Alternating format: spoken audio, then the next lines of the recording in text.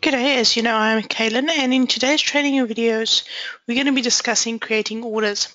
So there's different orders that you would need to create. Perhaps you've got a parts order that would be linked to a job, or you have got a stock order, that you want to go and order stock items, and then the other one is just a miscellaneous order that you would create, with random stuff there. So if we move on over to Vehiculum, you'll see under the purchasing menu, you've got the orders icon. And here you can, go and create the different types of orders. It'll obviously list all the orders that you do have, that's been done, and whether all the items have been received or not. If you're not sure what any of these little icons are, you can then go and check the legend then on the right-hand side there. Just view what each one means. Okay, so I'm going to show you how to create a parts order first. As said before, this one would be linked to a job, job card, all the parts that you would need for that job, you can go and create that then. So first of all, we need to select a job, and let's simply go and choose job 6. Let's select that, and you will see then that it'll list all the parts that have been set as, being part of, add parts. You'll see when you go and create a job card, you can add a certain item to the parts list, and all those items that have been added there will appear in this list here. If you do have a job card supplier that's been selected, it'll show up there. Otherwise, you can obviously go and select a order supplier there. So what we can do is we can click on that lookup, and let's just say we're going to order this from ABC Spares.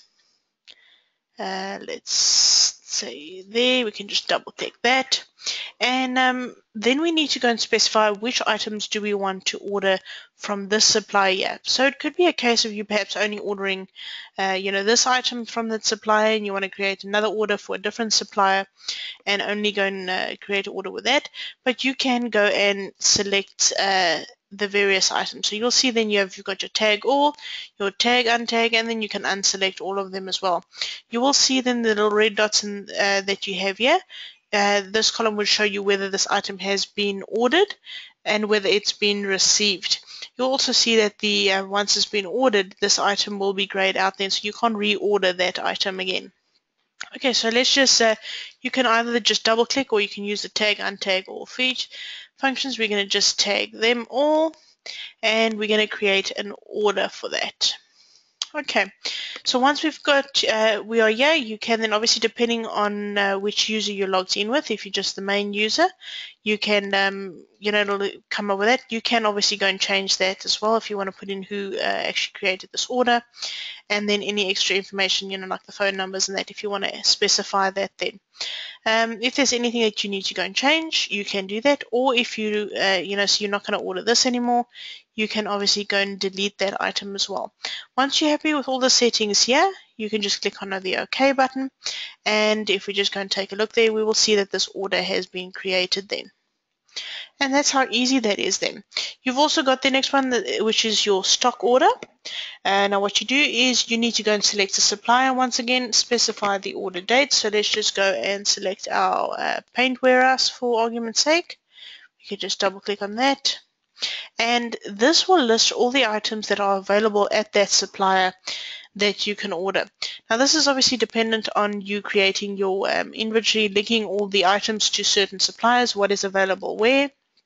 And then once all those items have been linked, you can just come here and let's just say you want to go and order some masking tape and a mixing cup for argument's sake.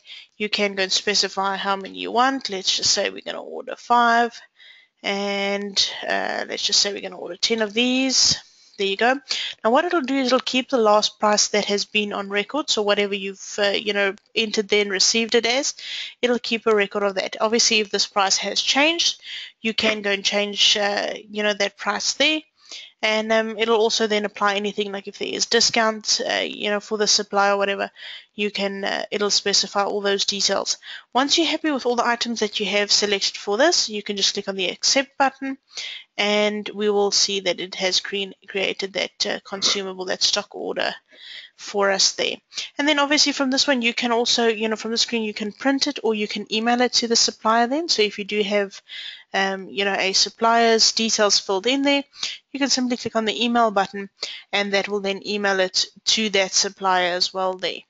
Okay, so let's just cancel that. As I said before, you can go and print that out. You can save that as a PDF if you want to as well. And then obviously you can, send it from there as well if you would like to. The last thing that you'd have then is a miscellaneous order. So if there is some random items that you need to go and order, once again, make sure that you have selected the supplier. So let's just double click on there to select that. You can also link this to a specific job. So if there are some miscellaneous items that you need to order for a specific job, you can specify that.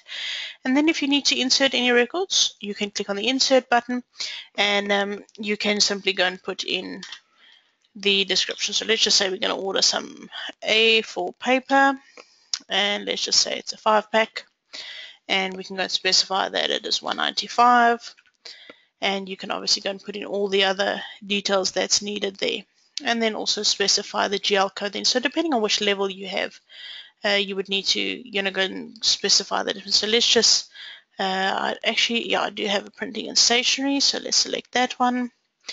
There you go. So you can go and add all those records that's needed. It'll give you a total and you can just click on the accept button and our order has been created. So if you need to go and change the supplier for whatever reason, perhaps the supplier doesn't have that stock and you want to reorder the exact same items from a different supplier, you can then just go and change that supplier there as well. You can also delete certain items if needs be, and you can go and cancel an order then. You will see at the bottom here it'll detail, whatever order you select, it'll detail then what has been added to that order, and again you've got your indicator of whether these items have been received or not. Now, depending on the level that you have of Veclum, you might have the feature where you would actually receive those items.